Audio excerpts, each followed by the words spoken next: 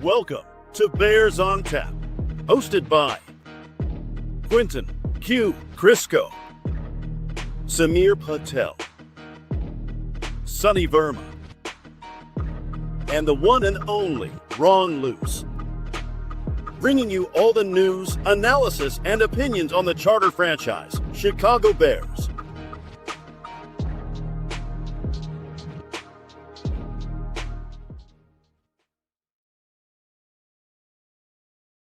Welcome back to another episode of Bears on Tap. It is Packers week. Your first place Chicago Bears, your number one seed Chicago Bears, go up to Lambeau, where we will see if Caleb Williams can stay undefeated in Wisconsin. But gentlemen, how are you doing this evening? Starting with Ron. Q, I'm doing well. It feels weird being back on a microphone with you, good sir. It's been a hot minute. I've gotten to enjoy some good mic time with our other two guests here this evening, or I should say our co-hosts, really not our guests. They are part of the family now. It's like when you get really close to like another, like your friend's family, and they tell you you're no longer a guest, just go help yourself in the fridge. That's kind of what it feels like nowadays here around Bears on Tap. But I'm doing good, man. It's good to be back, and Green Bay sucks. Fuck the Packers. I'm ready to talk about it. Samir and then Brendan, how are you guys doing? Doing great, Q. Excited to be here as always. Packer Week always holds such a special place in all of our hearts. In years past, we'd go in with maybe cautious optimism, maybe just blind fear, but this week feels a little bit different. And so, yeah, looking forward to chopping it up with you guys tonight. I'm doing great as well.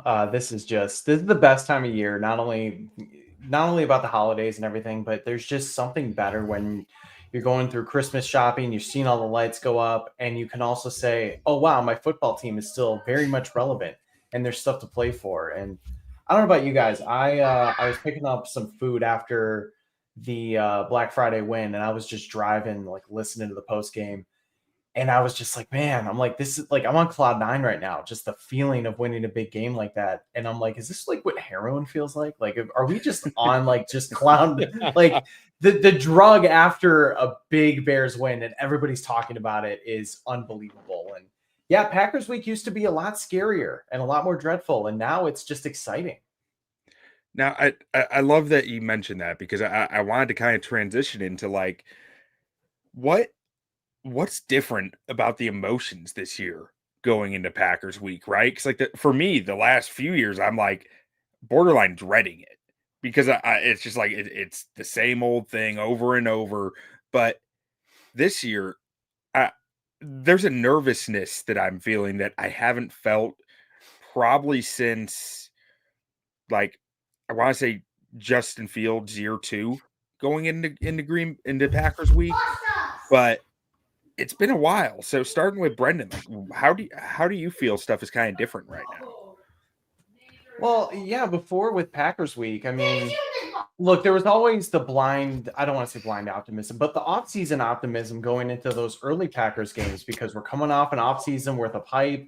Everybody's gassing themselves up about the Bears. And then sure enough, like, we don't know what we don't know. And they ended up getting their asses kicked. And by the time the other game comes, or whether it's usually like the first late game in the Packers season or the Packers game late in the season, you're just kind of like already beaten down. You're like, I know it's going to be an ass kicking. Just get it over with. This isn't fun for us anymore.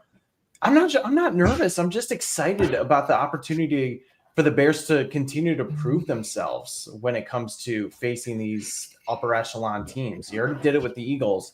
And now, just because everybody's talking about it, you can feel the confidence within the team. It's not just, hey, maybe we'll steal one in Green Bay. It feels like, no, we are built for this. We're a team that is hotter than pretty much everybody that's outside the Patriots right now. And we're ready to come at them and ready to, give them we're ready to give them our best shot. So I just feel good. I don't really know about the nervousness. It's just excitement. Well, I was double muted. I was muted on my mic and on the computer, and I was like doing all the wrong things. Samir, how are you feeling, like, different emotion wise going into this game? No, it's a great question. And I echo a lot of what Brendan said. I kind of felt a little bit this way, not exactly the same, but Justin Fields' final year when the opening game was Green Bay at Chicago. And I think the Bears were actually like favored. And you're like, oh man, this is the first time we've been favored. And like, whatever, Justin Fields is coming off a crazy season. We got some help. The offense is going to be awesome. And then that didn't work out so well. But it was still a nervous energy because we hadn't seen that team yet. This one feels a little bit different because we've seen this team. They just came off a big win. And this is honestly, guys, the first time in a very long time where I feel like our head coach, A, understands this rivalry, and B, can go toe-to-toe with Green Bay's coach, right? Usually LaFleur has an advantage schematically over whoever we're rolling out there, right? Especially with Eberflus. I feel like this time we can count on our guy to be like, what are the Packers' weaknesses? How can we exploit that? And I think that gives me a lot of confidence. It gives me a lot of excitement. Ron, any thoughts? I think both of these gentlemen nailed it pretty well. I think to kind of keep it lightly here, it's just in years past, usually by the time we get to this rivalry, if it's late in the season, just like this one, the Bears are already out of it. Right? And Brendan, you kind of shared in that sentiment of just by that point, you're kind of just over it. And it's just like, just kill us quickly. Like, don't make it some big drawn out thing. Just, make it is what it is. So what? So be it. But this year, there's a confidence in what this team can produce. It's not just, are the Chicago Bears going to be good? It's not that week one game from when Justin Fields and the Chicago Bears were hyped up going into that season. The hype is there because the results are there. And that's the difference, right? We haven't seen a team like this in a hot minute. And even that 2018 Bears team, Nick DeMeo wrote a great article today over at ontapsportsnet.com kind of highlighting why this Bears team's not the 2018 Bears. And the offensive comparisons are there. The numbers for the 2018 Bears team, that offense was if you really look at it. They were okay. They weren't great. They were okay. This offense is great. This defense is doing things that feel outerworldly at this point in terms of taking the ball away. It's a perfect storm, I think, entering this part of the season. And I think there's that extra hype because it's not one team's in contention and one team's out of it, or it's not the beginning of the season where it's 0-0.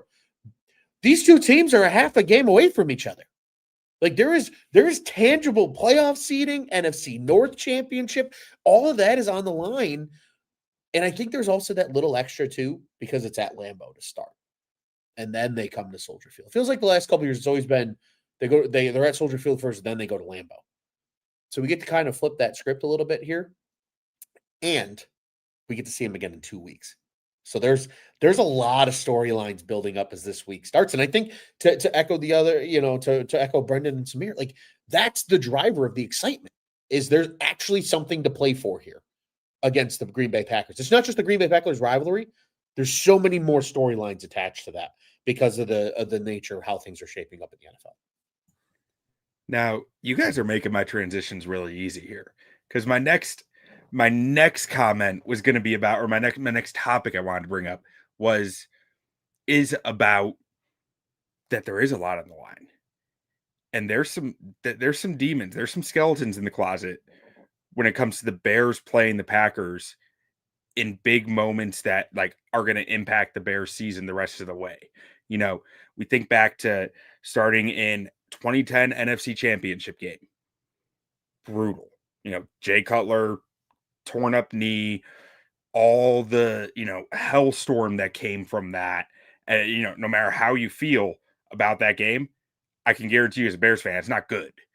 However you walked away feeling from that game, it's not a good feeling. 2013, week 17, which was the final game of the year back in 2013. Bears Packers, I believe it was final game of the year. But Aaron Rodgers, Chris Conte blown coverage finds, I think it was Randall Cobb, just touchdown, game over. One of my best friends, I met him going to Texas Tech University. So he's from Texas. He moved to Chicago in the last 2 years, and he's become a Bears fan in that time, right? And I'm I'm telling him, like he's talked to me about stuff about the Packers. I'm just like, I find myself sending him all these videos of the Green Bay Packers destroying the Chicago Bears' hopes and dreams to try to give him an idea of what like this rivalry, the trauma from it.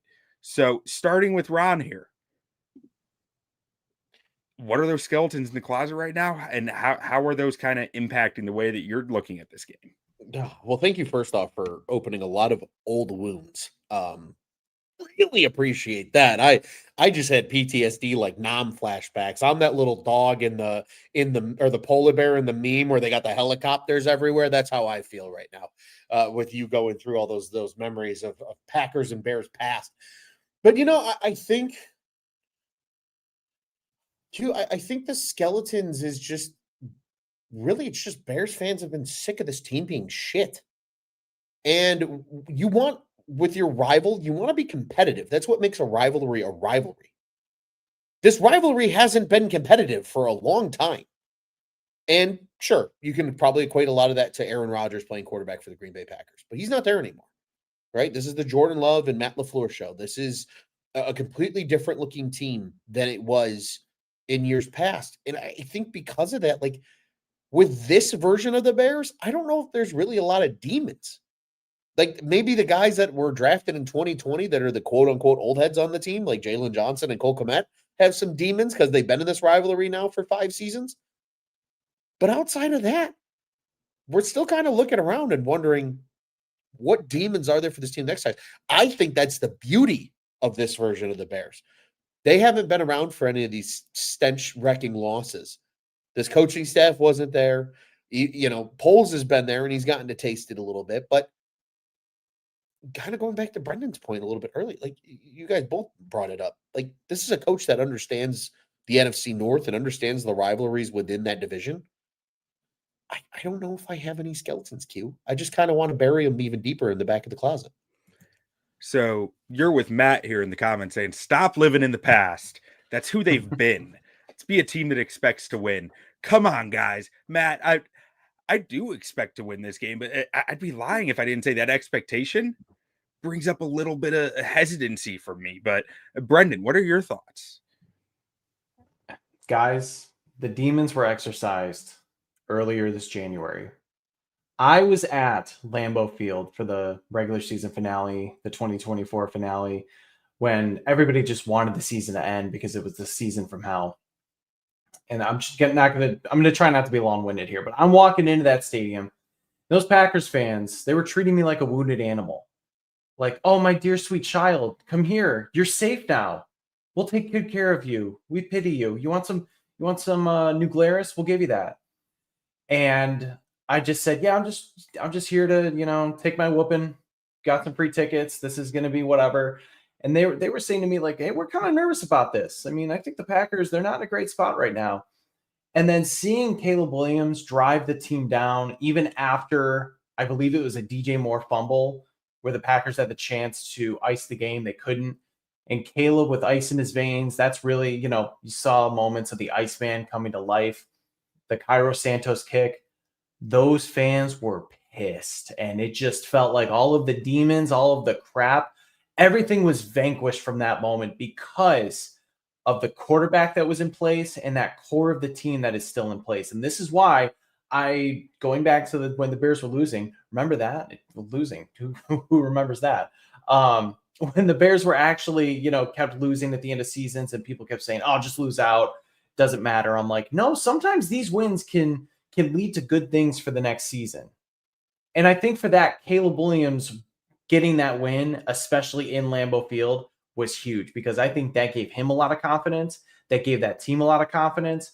Ben Johnson is already talking crap about Matt LaFleur. Like, hey, I enjoyed beating him. They're ready for this challenge now. So if the losing streak was still in place and you still had to feel like, oh, the Bears still can't beat the Packers, I'd feel the same, guys. I totally feel that, the past is scaring me and everything. I don't feel that way anymore. And it is mainly because of Caleb Williams and what this core is and how it just feels like they're fearless. Now, Samir, do you have any thoughts to pair with that, with what Ron and Brendan have shared here? I echo what you guys are saying. It feels like a new regime because it is, right? You look at the two most important positions on a football team: head coach, quarterback. Now, head coach is a first-year head coach, but he's seen these Packers before. He's schemed against these Packers before. These players, right? That field, he knows that. He knows our division. 5-1 when he was the offensive coordinator of the Lions. He went 5-1 against the Packers. He's not scared of them. He knows what to do. Caleb Williams, 1-0 at Lambeau Field. He's got no demons. The two most important positions, they're doing fine. They're doing just fine at Lambeau. And so I don't think that they have that same stigma of, oh boy, here we're going up to Lambeau again. You know, we know how this went 2 years ago, or I have that PTSD, like Ron said, with those open wounds. We don't have that, right? All we have is confident men that have gone into that building and won before, and they fully expect to do it again. So what I'm hearing is I'm the only one constantly vacillating between like very confident and very like I've been here before. Like I'm scared. I'm scared. Okay, that was the front. Okay. Yeah. But let's jump into some of these comments before we get to the rosters. So Squeegee says we beat them at Lambeau last year without proper coaching and no offensive line. Very true. That I didn't even grade the offensive line week 18 last year because it was like, what am I grading? Why do I care about these guys? And then You didn't want to grade Jake Curran? No. Oh my God. I didn't want to grade Jake Curran ever again. Did you see the Dan Weeder tweet that listed out the starting offensive line today when he's like, there's Sure did. Larry Borum, there's Jake Curran, Coleman Shelton. I can't even remember the right guard. Well, Matt Pryor. Matt and then Pryor. Darrell Wright. And they beat them with Larry Borum and Jake Curran on the left side of the line. And now you have Joe Tooney. It's laughable when you think about what that O line was. We got Matt saying F. LaFleur, and that this team is mentally geared to win. They will not lose this game. Squeegee saying that Montez is settling into the scheme. Edwards and Sewell practice today, and that he's a little worried. He was worried about the Bears defense closing out games, but they did it with 6 starters missing a few weeks ago. So that has to get better. It seems like it's going the right direction. And then let's see. We have Seth saying he's excited for Ben versus Halfley, and Matt versus Dennis. Exciting on both sides. Yeah, we got some good coaching matchups here, and an early prediction from Dylan here: Bears 23, Packers 20. So we will see. We'll get to our predictions at the end of the show. But for now, let's go ahead and jump in to this Green Bay roster, and sticking a little bit with the trend here of like talking about Matt LaFleur, like Seth was in the comments, starting with Ron. We'll just go in order of as we're in the line, like Ron, then Samir, then Brendan. Where are your thoughts with Jordan Love paired with Matt LaFleur and kind of how you slow that offense down? I think so many of these Shanahan-derived offenses, so LaFleur, McVay, Shanahan, you name it, right? The elements of the West Coast offense. It's all about rhythm. It's all about playing on time. And now, granted, most offenses in football are about playing on time.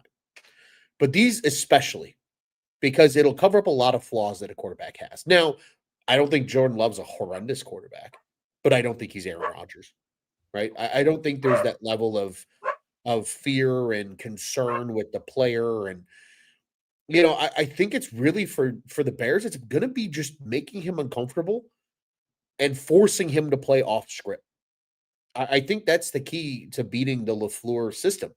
If you get them consistently off script, it frustrates the process and will continually knock them down a peg in terms of the versatility and what they can do. Now, granted, there's also been some of the concern over the last few years of, well, do they have the proper weaponry?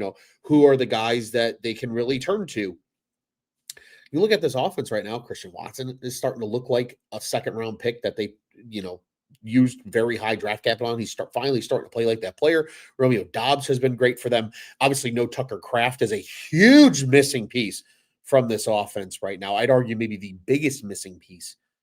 And then they have Jacobs in the backfield. But I think when it comes to Jordan Love and Matt LaFleur, their key has always been playing on time and playing in rhythm. And if you can disrupt that continually throughout the course of a game, it's going to frustrate them enough where they have to go off script, and that's not something they like to do.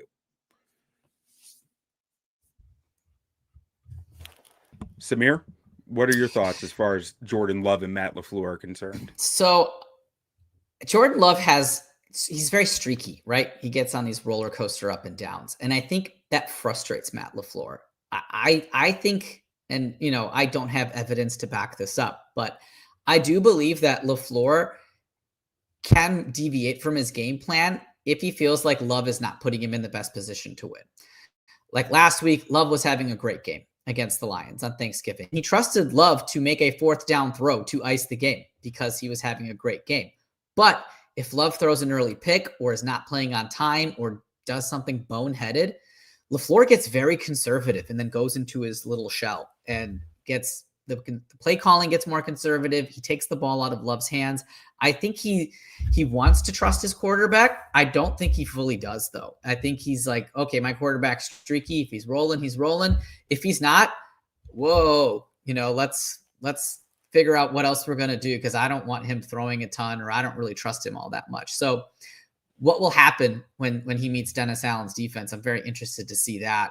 I see that left guard, Mr. Banks there. We might get into him in maybe a nicest man segment. I'm not sure, but that looks to be a spot that maybe the defensive tackles can take advantage of, because we haven't had a ton of pressure from those D tackles in the last couple of weeks. So I'd like to see that pick up, but I'd be interested to see how much leeway LaFleur gives Love if Love starts to, go off the rails a little bit.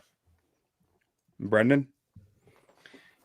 Ron, Samir, you guys hit on a lot of points that I was going to mention. I think playing off playing off scheme is definitely going to be something that's key. I know Jordan Love wasn't particularly effective last week when he was on the move, when the Lions were able to get pressure on him. I see his deep ball just is something that I don't even know how to describe it. Like, it looks like it should easily be picked every single time with how he's throwing off his back foot. And yet somehow, some way, a Packers receiver comes down with the ball. I wonder how well that's going to work against somebody like Kevin Byard, who is just reading quarterbacks like a book lately. I think of like the Jalen Hurts play on Friday where he clearly read him, moved in front of the receiver to get the pick. He's done that a few times this year. I think that is definitely going to be a weakness for Jordan Love throwing against this Bears secondary with him in the back at the back end. I'll also say I think Tucker Kraft being out is a huge difference maker for the Bears defense. However, I think also with some of the receivers coming back, Matt LaFleur over the last week or so, he's been able to make Jordan Love more comfortable in terms of like who he's throwing to and get the offense in a different position where it's been. Clearly, they had a formula that was working. That gets taken away, and it takes some time for them to figure out something new. And now you're seeing Christian Watson emerge. I'm a huge Christian Watson fan. I think he's very dangerous when he gets going. Some of the other receivers are coming back, so they're leaning less on the tight end, and they're trying to figure out a way to get the receivers more involved, and it's starting to work now. So that, I think, is, clearly you have to watch some of those potential mismatches, but as Samir said, getting pressure on Jordan Love is going to be key. I really want to see how that deep ball works out. And then if you can kind of take away some of those weapons that Jordan Love's been able to establish chemistry with recently, that's going to be a big factor. Yeah. And so like, I asked this mainly because last night I went back and watched back that Lions Packers game from Thanksgiving, because, during Thanksgiving, you're with family, you're talking about other stuff. There's a lot going on. You're not really watching it that closely all the time.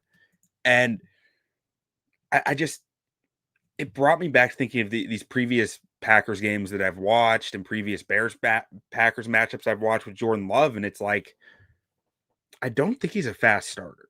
Right. And I was looking at, like, in the first quarter, it was just like errant throw, awkward fumble moment, back foot throws all the time, throwing up 50-50 balls. And it's like, if you can get to Samir's point, Matt LaFleur, to lose that trust in him early in the game when he's giving you these opportunities, I feel like all of Love's stats come late in the game. And once LaFleur has had a chance to set up enough for them to fully capitalize on. And I mean, Love is a good quarterback, right? Like his numbers are there. He is doing it at this point. And like last week, 234 yards, 4 touchdowns, 0 interceptions, 7.8 yards per attempt. The numbers are all there. But if at halftime you told me that those would be his end of game numbers from just watching the game, I'd be like, no way. You know, so like I'm kind of with I think I'm with you, Samir. Like you gotta capitalize in the early moments before Matt LaFleur can really his scheming can take full effect to take advantage. But why don't we go ahead and jump into our first segment here? The baddest man. All right, Brendan, since you finished the last one, I'm gonna toss this one to you first. Who is your baddest man on the Green Bay Packers? Yay, I get the easy pick. I literally was double checking my notes to be like, okay, who else can I pick when this guy goes off the board? But I'm just going to take the easy answer. It's Micah Parsons. I mean, my God, one of the best edge rushers in the game right now. If Myles Garrett wasn't having the season that he's having, I'm sure Micah Parsons would get a little bit more attention that he's getting. Not that he's not getting attention, but you know what I mean. Just, you know, one of the sack leaders, the pressure numbers out of control. It feels like he's really been settling into this defense too. Like you get the initial excitement from him coming in, and it's kind of like the Khalil Mack factor that the Bears had in 2018. Just the sheer excitement and, you know, opportunity that the defense has to get a weapon like that. And then it kind of fades away a little bit. And then once he has a chance to really settle in, then you can see sort of, you know, what he's able to do with the defense. I mean, he was outstanding against the Lions. I believe he had 2.5 sacks in that game alone. Just an absolute game wrecker that Chicago is going to have to be on their P's and Q's to make sure that they keep him at bay.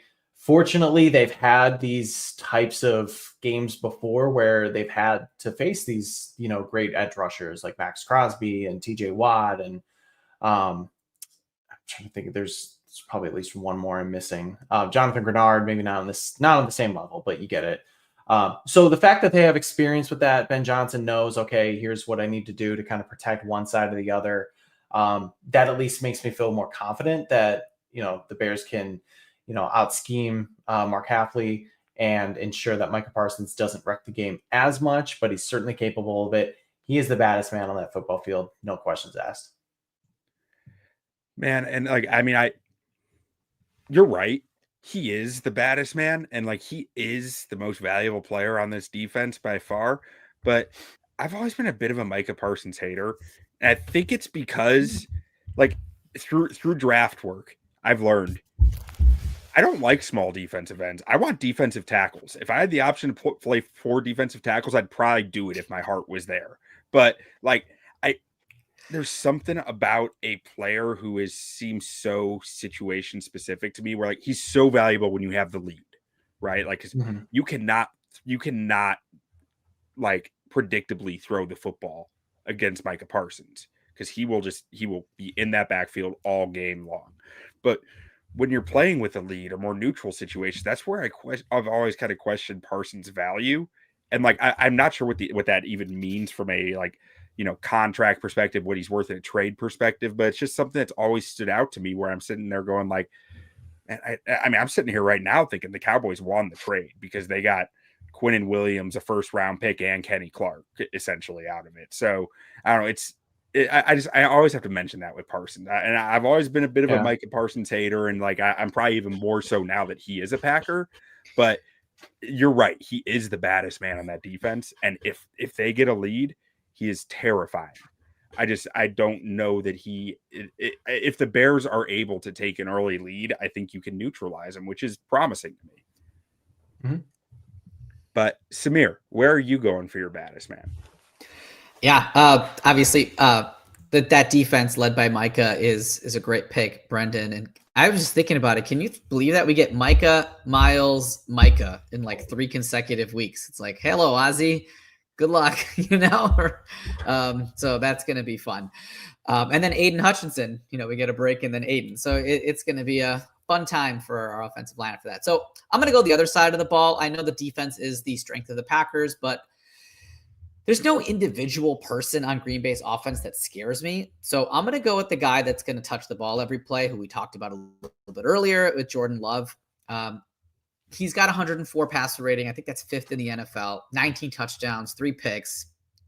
He's doing, like you said, Q, the numbers are there. And in 4 career games against the Bears, he's got close to 900 yards, 6 touchdowns, and 1 pick, and like a passer rating of 121 or something. So he's as much as Aaron Rodgers has killed us, he's getting there, right? He's on his way. He's fitting that mold. And so that does bring back some PTSD memories. He's also a pretty sneakily good sack avoider. Like, he doesn't have that rushing capability that Caleb does, or even somebody like Jackson Dartwood, if he doesn't get cremated on the field. But he is a pretty good sack avoider. And if we have a meager pass rush, which I think we can kind of all agree without getting exotic, we kind of do at this point, he's going to have some time back there to do his fadeaway jump passes, which, as Brandon pointed out, always seem to get completed somehow, some way. So if I see Jordan Love take a fadeaway 50-yard bomb, my heart's going to be in my throat, because I'm thinking, God damn it, this guy's going to do it again. So for me, he's probably the baddest man that I would pick right now. Yeah, I think that's a fair take.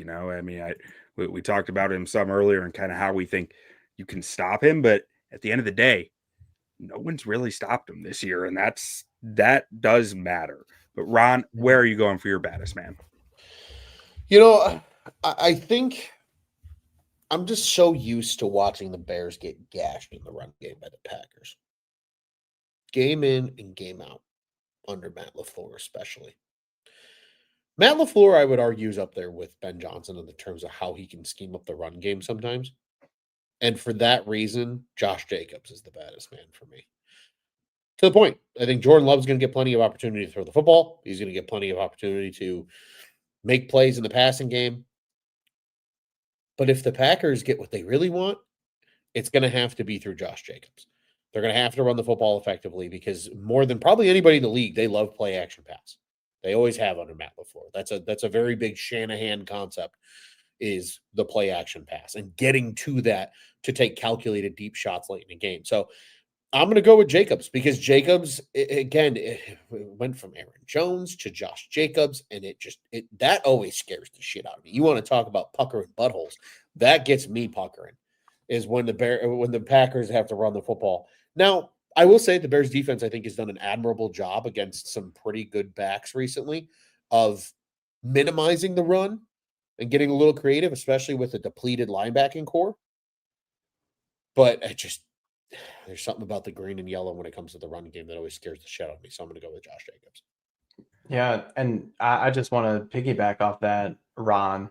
When it comes to how the Bears are, I think there's going to be a chess match with Matt LaFleur and Ben Johnson with how the Bears are controlling the time of possession over the last few games, these long sustained drives. It's going to be imperative for the Packers to have those long possessions, getting the run game going, keeping the Bears offense off the field, because now you've seen they're going to gash defenses and pound it over and over again.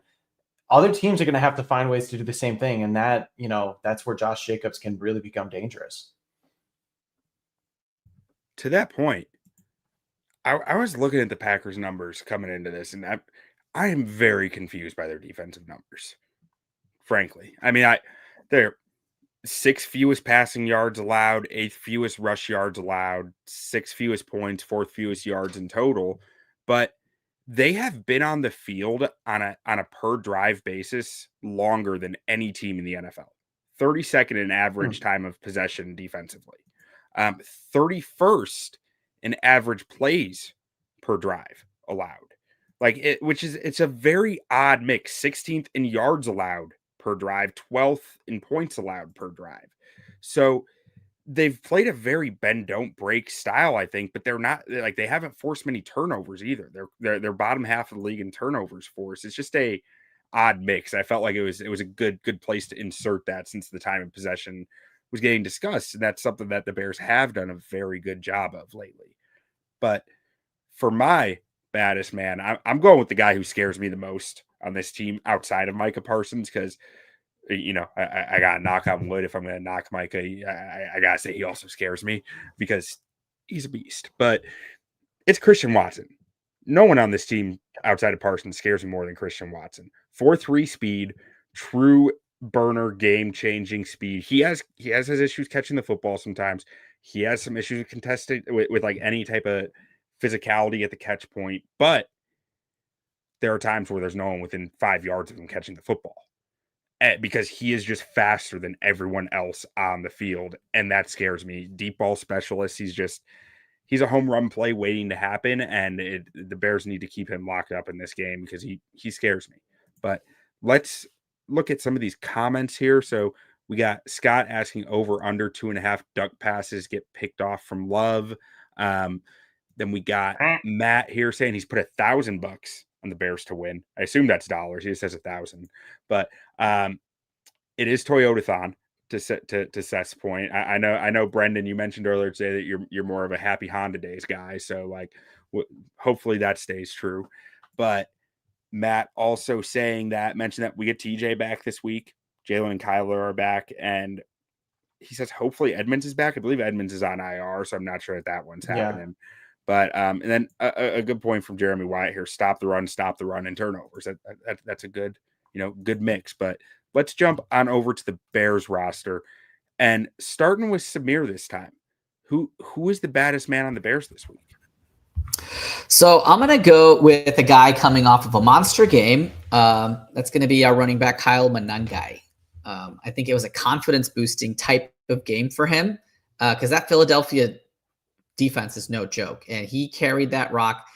I do think that and this is like, I know, Q, you kind of sometimes allude to this where it's like this guy needs to be the baddest man on the field just based on maybe a strategy. I do think that Green Bay is going to stack the box because they saw what happened with Philly last week, and they'd be like, Caleb threw for less than 50% completion percentage. They ran all over the Eagles. Let's just stack the box, and maybe he'll throw us some interceptions. So I think Kyle Monangai is almost going to have to be a bad man, right? The Bears aren't going to win if they can't get the run to work. That's a lot of what their offense is predicated on. And I mean, Parsons, like you said, is just too good, right, to go back and drop back 40 times a game. The injury to Devontae Wyatt is huge in the middle. It opens up that middle for Monangai. Lucas Van Ness is in a boot, one of their key linebackers. I don't know if he's going to play. But Monangai is best at running between the tackles and taking some players with him. And I think that hole left by Wyatt, I think the Bears are going to try to expose that and get violent with them. And play that smash mouth type of football. So I'm going to go with the rookie Kyle Monangai. Ron, where are you going for yours? Oh, Q, I've been waiting for this one. This one's going to be fun because it plays off of Brendan's baddest man, of course. Everybody's worried about Micah Parsons. You know who's not worried about Micah Parsons? Caleb Williams, because he's greased up deaf guy. There's nobody in the world that I want playing quarterback when Parsons is on the field than greased up deaf guy number 18. Because we saw it again. I remember that the Max Crosby effect in that Raiders game very vividly. That's frustrating when Caleb Williams is dipping, dodging, and diving out of sacks on a regular basis because of that escapability. And again, he's 1-0 at Lambeau Field in his career. He's the Iceman. If there's anybody, he's relishing in this week. He wants to go up there and start to change the narrative instead of the Rodgers owning the Bears. He wants to own the Packers. He wants to get in on those fake shares of the team that people think they're actually owning, the Green Bay Packers, and that shitty little piece of paper they paid $175 for. He wants a piece of that action. He wants a piece of that ass. And I'll tell you what, man, I can't wait to watch Parsons try to just get him and just get absolutely Houdini'd by Williams on Sunday. And I'm just going to yell and scream at my television. That's the greased up deaf guy. He strikes again. And then I'm going to text you, Q, because you know damn well you're getting one of those texts. So I'm going to go with number 18, man. I think if he has that ice in his veins and he's got that kind of that moxie and that angst toward the Packers just as being a part of this rivalry, he's going to want to come out on top. And he's kind of got that fuck you factor in the back of his mind. And I'm riding high with number 18 this week. All right. I love it. I love me some greased up deaf guy. But The best. Brendan, where are you going for your baddest man on the Bears? Let me just say, Ron took pretty much all the words out of my mouth, aside from greased up deaf guy. I had Caleb Williams locked and loaded. Everything you said, love it. You presented it well. So well done on that. I was gonna kind of follow Samir's point as well, thinking of like the run game, some of the guys up front. But you know what? I'm gonna stick to a guy that I mentioned earlier, and I'm gonna say Kevin Byard. Kevin Byard, with how he sees the field, I just think he can manipulate some quarterbacks into some stupid ass throws. And I'm going to shout out the 79th and Hallis guys. Joe Lewis, great follow on Twitter. He every time he's got these memes loaded up for quarterbacks, throwing BLTs. And he's always like, Jordan Love is the BLT king. He's like, I know Jordan Love's ready for a BLT. And he's prone to some of these games. I think you guys, when you said Q, I think you said it. Jordan Love is a good quarterback. He's not Aaron Rodgers, but he's good. That being said, he has those dodo throws in him, and he has those bad games in him too. And I think a guy like Kevin Byard, with most of the defense coming back, especially if somebody like TJ Edwards comes back, you don't have to worry about as much as he may have to with the linebacker position. Even though DeMarco Jackson played well, you can free yourself up a little bit. Same with Jalen Johnson, Kyler Gordon coming back. I just think this is a game where Kevin Byard can shine once again, picking off some of those duck throws that our awesome commenters talked about. And this is a game where he's going to create a turnover. He's going to break up plays and read what Jordan Love is doing before he can do some damage. Yeah, I think that's a great choice. Kevin Byard was one that I had written down here as an option that I was looking at. But ultimately, I mean, I'm going to go with a guy who I don't think has been the baddest man all year. And that is Grady Jarrett. I like his matchup in this game. I think he's really been coming on the last few weeks and starting to look like a guy who they paid all that money for him to be. Like, I think health was playing a factor for a large portion of the season. To Ben Johnson's early points this year, we might be playing our best football in December. It feels like Grady Jarrett's starting to play his best football coming into this final stretch of the season. And I need him to continue it. I think this game, for some of the matchups that he's going to be getting with, I'm not a big believer in Green Bay's guards' ability to handle speed on the inside. And that and especially leverage speed, like Grady Jarrett brings you with his, the shorter height that he has, that ability to get into pads and then just work his way quickly through it. I think he might be in for a big game this week. So I'm going with Grady Jarrett. But Ooh, go ahead. I just remember the comments, the trash talk he gave to Jordan Love when he was with the Falcons too. So that's something. He was John with them quite a bit. I remember when he signed, that was going around. So that's going to be fun. That's right. I didn't even think about that. That's a great poll there, Brendan.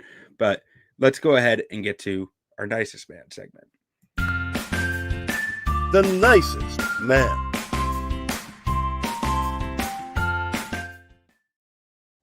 All right, kicking this one to Ron first. Who worries you on the Bears this week? What's a guy that you're like, that spot's a little scary for me? Can I choose the puppy in the video? Is that acceptable? No. Okay. You could. I love the puppy. It's the only reason I enjoy this segment is getting to see that puppy. You know what? Man, I think this is going to be controversial. People aren't going to like it, but I'm going to say it anyway. It might be Jalen Johnson this week because he's going to have to run step for step with Christian Watson in that 4.3 speed. If there's anybody that I think can be physical enough with Watson to throw him off his game, I believe it's Jalen Johnson. I'm curious to see how they match that up too. Do you decide to go with Nashawn Wright because of his height against a guy like Watson? Because I think Watson's 6'3", 6'4". He's a big boy. I think whoever has to guard Watson is my nicest man. And it could be Jalen Johnson. So that's why I think this is kind of controversial. But that's a bitch of a matchup for either one of the outside corners this week. And I'm really intrigued to see how that kind of sets up because it's going to be CJ, and Kyler Gordon on the inside and the nickel and dime. Who's going to be the guy that's matched up on Watson this week? And who's got that just absolute bitch of a matchup because, again, you put it beautifully, Q. He's a big play waiting to happen. And somebody's going to have to try to nullify him for most of the game. So I'll say the outside corner with the job of guarding Mr. Christian Watson. He's 9 that I'm actually concerned about, not the great value version that's up in Minnesota. I like that final comment there. That's just the cherry on top. But Brendan, where are you going for your nicest man on the Bears? I'm digging a little deep here because I don't know, maybe I'm just way too overconfident. I think with Andrew Billings likely going to be out, he has a concussion. He wasn't seen at practice today. That nose tackle spot is going to be interesting because I don't know, like Grady or Javon Dexter. I don't want to say he's small, but he's not the best run defender. Grady Jarrett, same thing. So I think that's going to be Jonathan Ford, and I'm a little nervous for Jonathan Ford. Playing that run game. I know the Packers interior linemen aren't great, but I just think that's a matchup. Knowing if Billings is out, Billings hasn't been like great, but he's still a good run stuffer. He eats up space. He's still got a good motor for as big as he is. So somebody like Jonathan Ford, who's likely going to step into that spot, I just think he's not going to be good enough to kind of like hold down his position in that left side of the line, depending on where he ends up. That could be, something the Packers could take advantage of.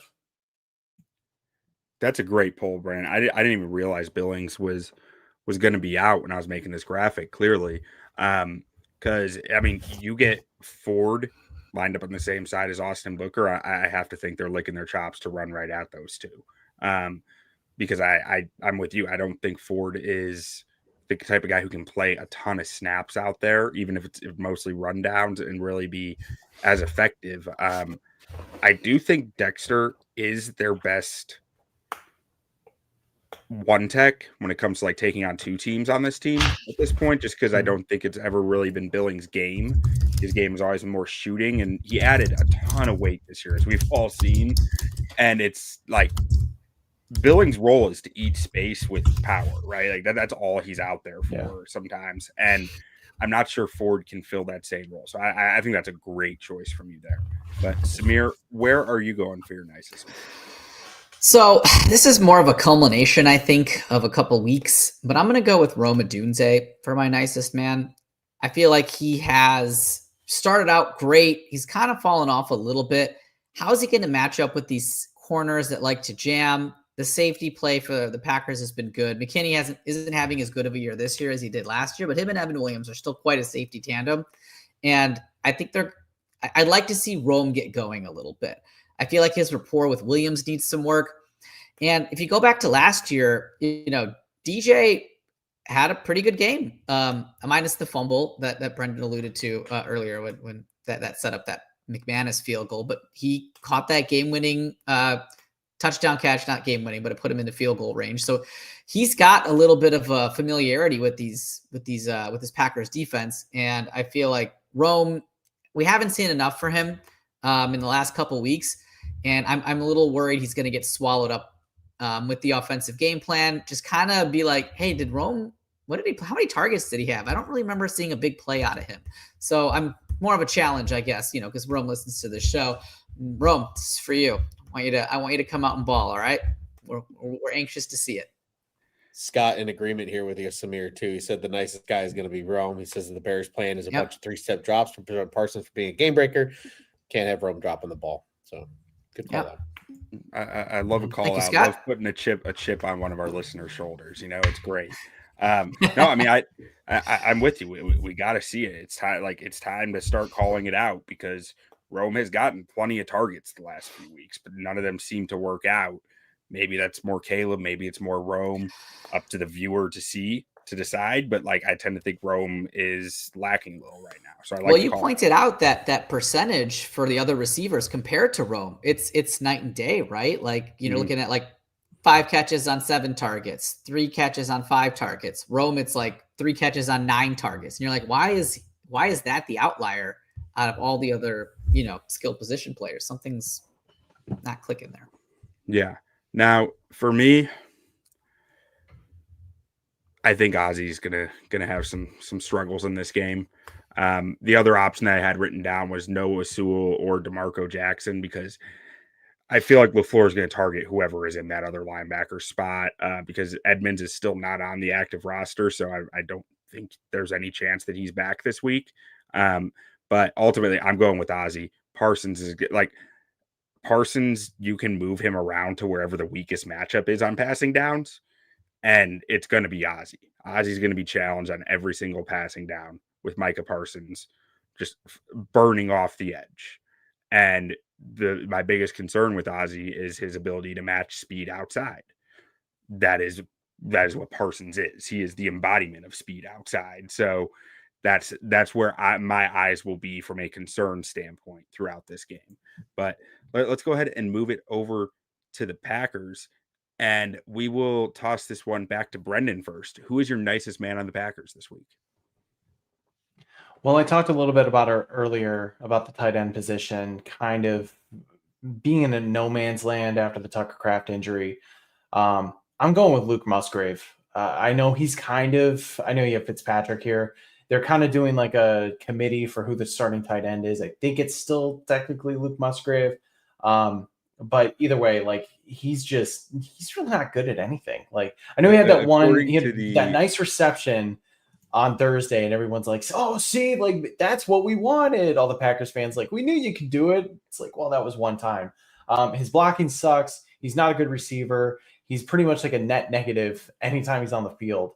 And that's been hurting the Packers over the last few weeks. I know I talked about them finding a formula, getting their wide receivers going more. But I just think somebody like Luke Musgrave just doesn't make much of a factor. And also the Bears defense has been playing tight ends a lot better in recent weeks. I know they kind of got gashed a little bit by like Theo Johnson with the Giants a few weeks back. Since then, TJ Hawkinson wasn't as much of a factor against the Vikings. The Steelers, their tight ends were okay. I know there was the Freiermuth touchdown, but there wasn't a whole lot of movement there. And then Dallas Goedert was pretty much invisible last Black Friday. So I just think the Bears tight ends, even with the injuries at linebacker, they're playing tight ends pretty well. And with Luke Musgrave, it's just, if you can get him into a mistake and take advantage of it, I hope that happens because he's just, lost right now. Yeah, according to the Ourlads depth chart, John Fitzpatrick is the starter, but based on the snap counts, it looks like both they started the game 12 personnel last week, so Fitzpatrick and Musgrave both started, but Musgrave had 36 snaps, Fitzpatrick only had 15, so it should probably be Musgrave on the graphic there. Good call out. Samir, who is your nicest man for the Green Bay Packers? So I know that you guys kind of put him in the baddest man, but for me, I'm going to go with Josh Jacobs. I just don't think the Packers have been very great at running the ball this year. I know LaFleur wants to, and the Packers games that I've caught, and I also have Josh Jacobs on my fantasy team, so I'm like, this guy's very touchdown dependent. It's like 3 yards in a cloud of dust, I feel like. I think it's a lot of volume. He's averaging less than 4 yards per carry, and the Bears' run defense was bad. I think they've improved steadily. I think they've gotten better. Now, I didn't know about Billings, so Brendan, thanks for mentioning that. I don't know if that necessarily changes what I want to pick, but I do think the Bears can shut Jacobs down. They shut Barkley down last week. Jacobs is no Barkley in terms of speed and shiftiness. He's just kind of I don't know. He's lost. He was shifty, but I think he's lost some. Then he's coming off an injury. I think they can shut him down and make him one-dimensional. So I'm gonna go with Josh Jacobs. I like it. I didn't realize how inefficient he'd been, but based on the Packers football I've seen, like it tracks just in my head. Ron, what are you thinking for your nicest man? I do want to make just one quick note here. This is a good shout out to my good buddy Kyle, diehard Bears fan, listens to Bears on Tap. I told you so, Big Pimp. Luke Musgrave was a piece of shit and he sucks. I always told him that Tucker Kraft was the real number one tight end, even since their rookie year, and I was fucking right. Because Musgrave's soft and he sucks. And I'll tell you what, he gives Iowa tight ends a bad name. They just don't make them in Iowa like they used to, man.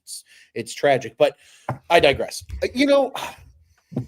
Q, I feel like you and I are probably thinking in the same vein here. So I'm just going to kind of tee this one up on a platter for you and let you hit the home run and take it away. I'm just going to take the interior offensive line for this Packers team. That's the glaring weakness on this team. And really, you can maybe make that argument on both sides of the ball. You guys mentioned the injury to Wyatt on the defensive side. It really feels like up the middle on the trenches is where they're weakest. And I think because of what we want to see the Bears D-line do, and I think what Bears fans have kind of been yearning for them to do a little bit, Grady Jarrett, Jerron Dexter, even Montez Sweat to an extent, I really want to see some of those matchups against guys like Banks and guys like potentially Morgan, or if it's Belton, the rookie.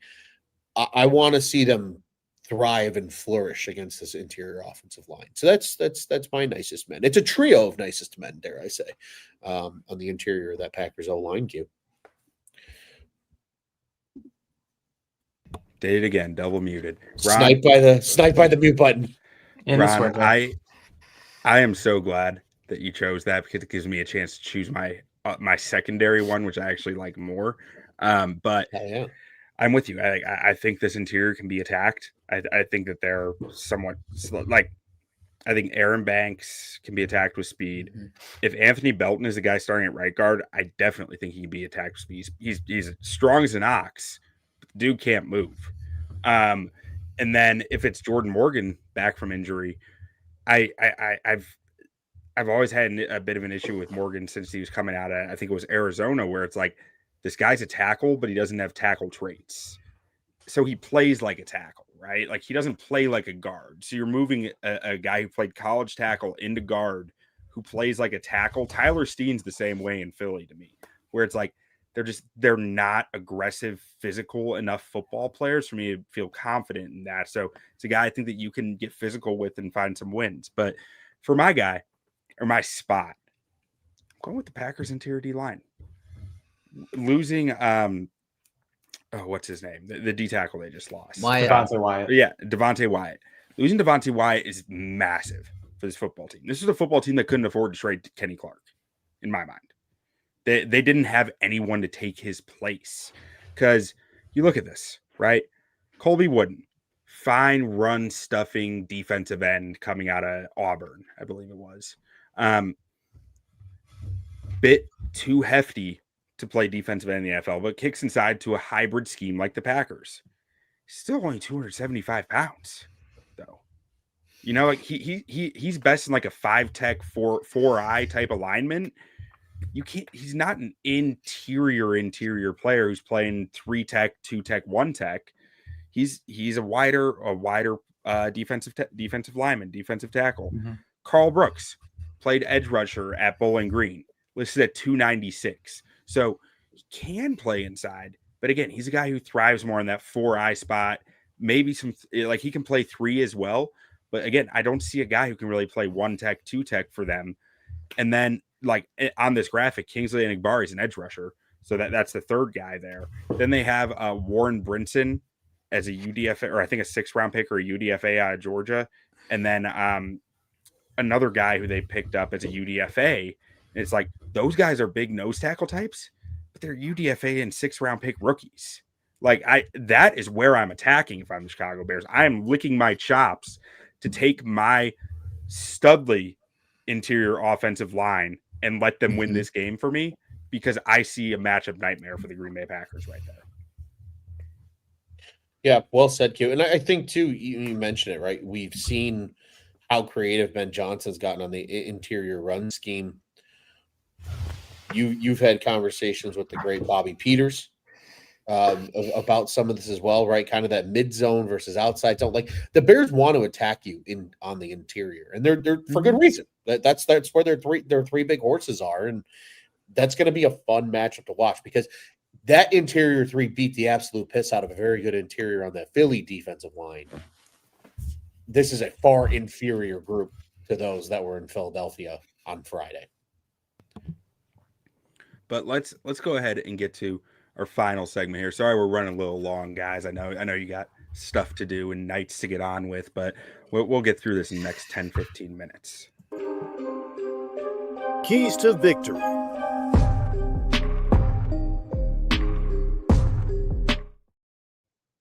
All right, tossing this one to Samir first, because I think you were actually supposed to be first last time around, and I missed it. Samir, what is a Don't key worry, to bro. victory for you in this game? All right. So you guys know I always like to do one for the offense and one for the defense. Or if you didn't, that's what I like to do. So let's go with the offense first. My key to victory for the offense is first down, second down, first down.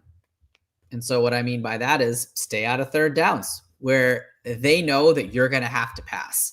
You know, that's the strength of Rashawn Gary, Micah Parsons. If they know you have to pass, you're in trouble. And the Packers D has struggled with gap control and like consistency against that split zone offense, which we saw, as you guys alluded to, absolutely shredding Philadelphia. I think you can get those big chunks and get that first, second and 5, first down, second and 3, first down. And I think if you can do that, that's a good key to victory for the offense. And then for the defense, you just need to generate pressure with the front four. Love is excellent against the blitz. I think he's got like a pass rating over 130, 131.4. I have written here with 3 touchdowns, no picks. So he's very good against the blitz. The Bears are going to have to figure out how to be able to generate pressure with that front four if they want to rattle in.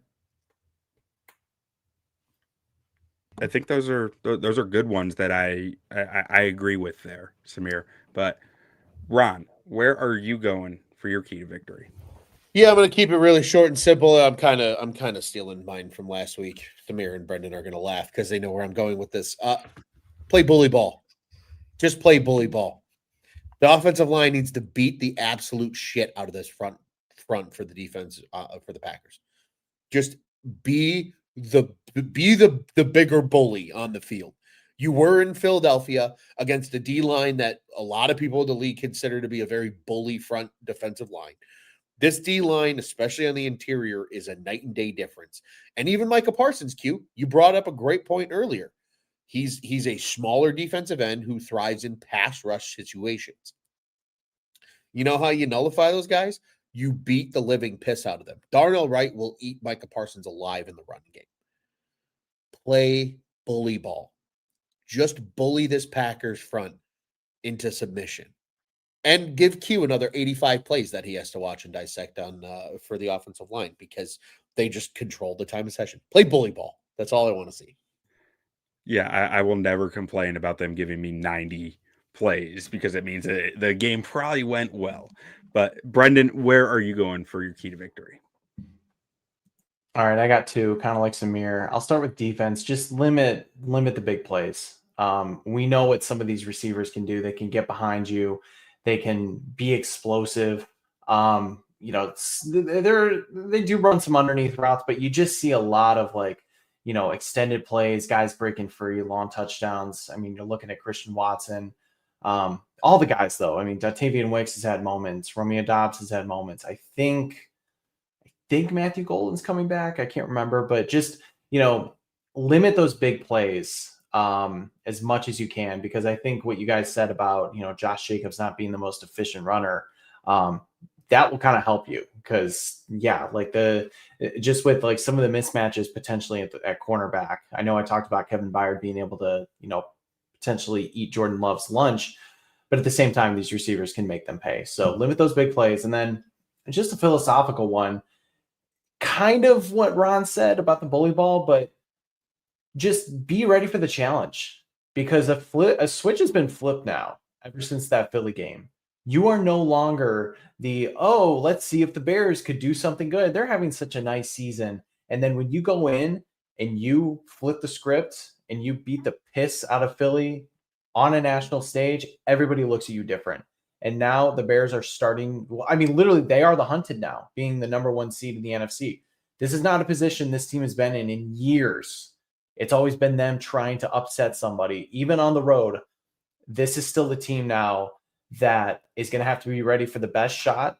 And now with the target on their backs, I'm very interested to see how Ben Johnson has these guys prepared because, I think when it comes to the formula, the bully ball makes sense against Philly, but you were going in there as a very big underdog. And now I think just expectations have changed. And I think the coaching philosophy and sort of that preparation, it shouldn't change, but I think that mentality kind of has to as the season progresses, if that makes sense.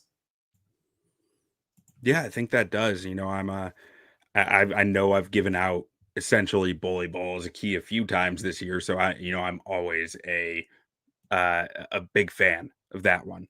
Now, for my keys to victory, I've got a few written down here, and the two that I'm really keyed in on are in the pass game, attack the seams, expose the Green Bay linebackers in space. They play a very downhill attack. I was blown away by how quick they are to trigger downhill against the run and just blow it up. Like they have been a strong run defense this year.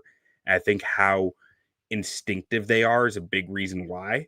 But I also think that can be abused in the pass game, especially you have. I know Isaiah McDuffie's been playing well for them, but he is Quay Walker's been out, so he is the second string guy there, and I do think that you can attack their secondary. Like even Cooper, he has been a like by PFF grade and by numbers a good coverage player, but coverage is still something that is pretty fresh to him. I question how much responsibility he's really carrying in coverage, which puts more weight on their safeties to cover the middle of the field and all of that. So I think attacking those seams is huge. And another thing that I really noticed, this corner room really isn't that strong, right?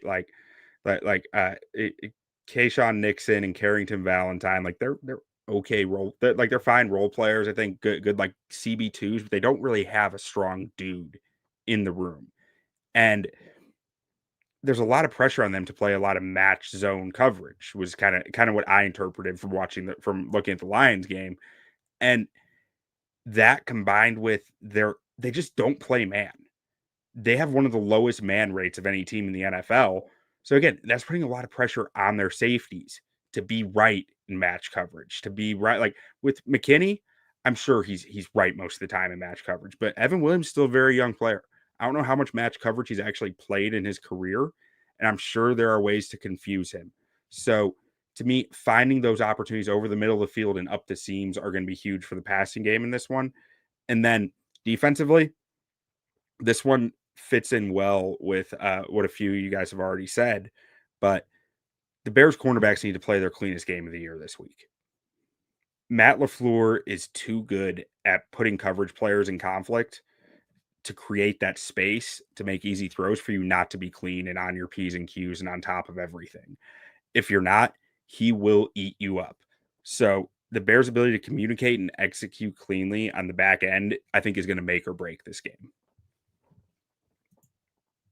But with that being said, let's get into some predictions, and we'll just go down the line, starting with Ron. Ron, how do you see this one breaking? Oh man, I'll tell you what. I still feel good about this game, but I will be damned if I don't think that a division game is going to come down to the wire. It's going to be close. I'm expecting a very close football game this coming weekend. It's going to be a little chilly. I don't think there's any snow in the forecast. Should be typical Lambeau Field weather. I'm going to say Bears 27, Packers 24. I think just like both of the games last year, it's going to come down to Cairo Santos's leg in order to pick him up. And so I'm going to go 27-24, but the Bears are going to come out on top. Samir? I like that, Ron. So Ron, we predicted that upset over the Eagles, where I think they were a 7-point underdog. They're a 6.5-point underdog here at Lambeau. So it's kind of a similar situation. Can they win this game? Absolutely. However, I don't think they're going to run the table for the remainder of their schedule. And this is probably their hardest game left. So for me, I'm just kind of thinking it's going to be a close game. I do think Green Bay is really tough at home. I do think they're going to make Caleb's life uncomfortable. I got the Packers edging out the Bears here 24-21, but we'll get our revenge in a couple weeks after that. Brendan, how you see it breaking? I picked against the Bears the last 2 weeks. Call me an unbeliever, call me a hater. I just figured at some point this team was going to break down, and they haven't. And in fact, they've gotten better. Like, it's crazy.